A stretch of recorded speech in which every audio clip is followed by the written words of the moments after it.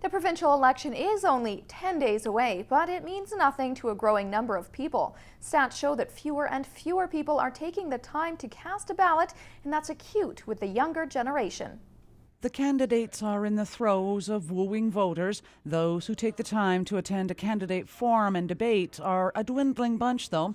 Back in 1983, more than 70% of eligible voters cast a ballot. In the last provincial election, that figure dropped to just over half.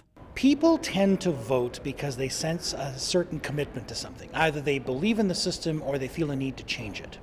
I am politically active. I've been doing a lot of phone calling, and about 1 in 10 of the calls I make, I'm talking to people who don't know who their MLA is. The youth numbers are even more dismal. Of the 380,000 eligible voters between the ages of 18 and 24, under 27% voted in the last provincial election. This whole alienation from the entire system, it's that they don't see that the system is trying to work for them, so they don't vote, which is actually like the start of just a vicious circle. Because they don't vote, no one's going to start trying to form their platform around youth votes, because the youth don't vote, which makes the youth not vote.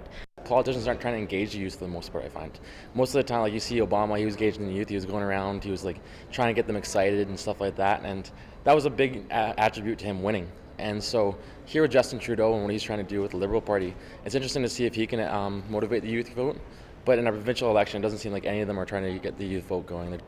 Our generation tends to lean towards living life and then working. Candidly, if you've disengaged from the system to that degree, either you don't think it makes a difference, or you don't think you can make a difference. Fair enough. What I care about is that you have the option to vote. And if you opt out, that's fine.